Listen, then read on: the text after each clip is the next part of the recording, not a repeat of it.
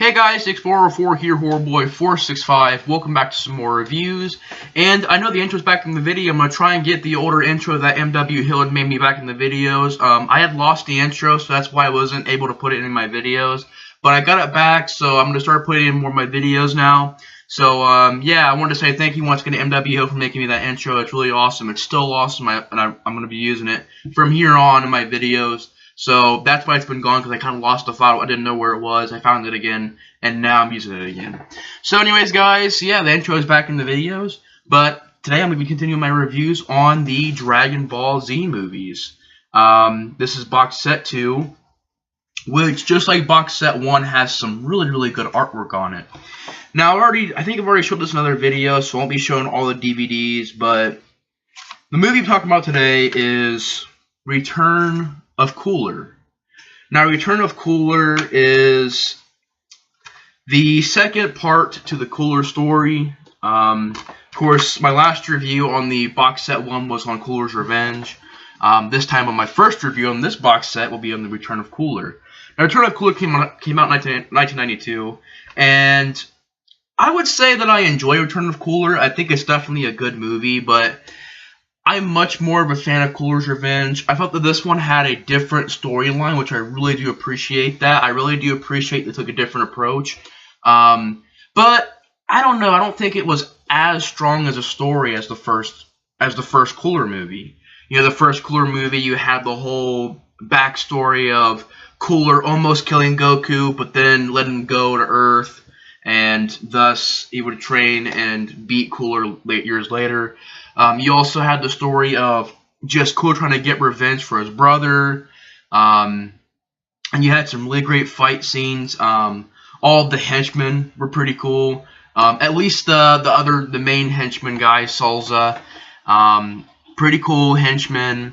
But I would say that I still enjoy Return of Cooler. I think it's still a good movie. I would say it's probably with like The World's Strongest and Tree of Might and down there with those movies. I mean, those are really good movies as well. Those are really entertaining films. But this is more of just an entertaining film that's just decent to watch. Here I'm dropping all over the place. But it's a decent film that I think is a fun watch, just like The World's Strongest. I mean, it's a fun film. It's a decent watch. It's a fast-paced watch. But when I say it's as good as Cooler's Revenge, I wouldn't say it's as good as Cooler's Revenge. Because in this movie, it's more of Cooler going to the second Namek, and he has these robots there, and then there's clones of him, because that's not really the real Cooler. Meta Cooler, what his name is in this movie, which is a pretty cool, awesome design.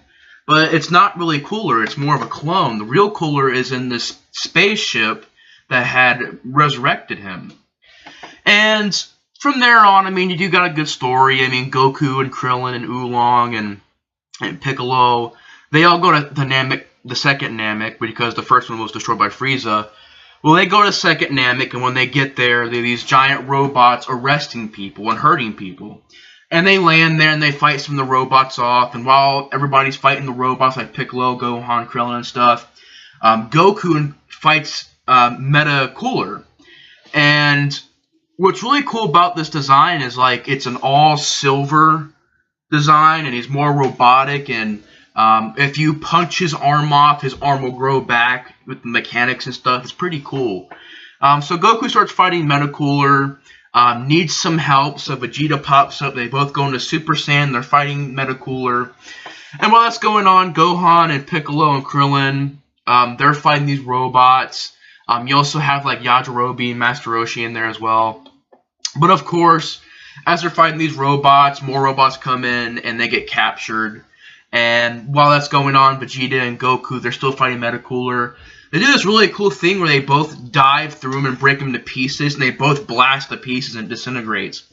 Of course, Cooler doesn't get defeated that easily. You find out that that's just a clone, that this all along has just been a clone, and that there's multiple copies of this Meta Cooler, that this machine that's grown on planet Namek is basically manufacturing these Meta Coolers. And that's what I mean. It's like, it's a good movie, but the fact that the real Cooler really isn't fighting Goku and Vegeta, it's more of just these clones. I mean, it would have been better if it was really Meta Cooler. He was back, he was resurrected, it was Meta Cooler, it was the real Cooler resurrected fighting Goku and Vegeta. But the fact that they had it to where it's not the real Cooler, it's just clones. So Vegeta and Goku, they're fighting off all these clones, like 20 or 30 of them. Of course, they get, overpowered. They get captured, taking the real Cooler's giant ship or this giant machine. And you found out that what happened was, this is another issue I have, is where Cooler got blasted with his own blast back into the sun. So not only did he hit the sun, but his blast pushed him into the sun. At the end of Cooler's Revenge, Cooler was disintegrated. There's no way that Cooler came back. I don't know how, but in this movie, there's Cooler's remains, like, pieces of his, body, like his arms and stuff. And it's floating out of space, and this machine that comes by ends up getting the remains of Cooler, and this machine resurrects Cooler, and Cooler becomes one with this machine. And I don't get that, because Cooler was blasted into the sun and disintegrated in the first Cooler movie. I don't really see how it's possible. I mean, I get it's anime. I mean, this is an anime movie. I shouldn't be taking it so seriously, but it's just a piece of plot that I don't really get. How Cooler survived a blast from his own blast, which can destroy the entire Earth, into the sun. And he survived that. There should not even be body parts floating in outer space. It should be, if anything, it should be ash. And even that, the ashes would get burned. So I don't know how he survived, but somehow Cooler survived from getting blasted into the sun from his own blast.